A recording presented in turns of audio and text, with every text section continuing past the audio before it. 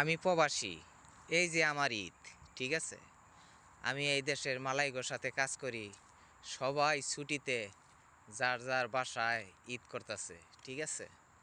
আর আমি এত বড় একটা ফ্যাক্টরিতে আমি একা পইরা আছি। এখানে কেউ নাই ভাই, শুধু আমি একা থাকি, ঠিক আছে?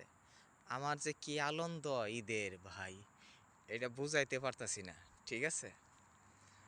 আমার বুকের ভিতরে যে কত আনন্দ এটা ভাই আমি বুঝাইতে পারতেছি না। দেখেন, সব চইলা গেছে, আমি পরদেশি, একা পইরা আছি এই জায়গায়, ঠিক আছে?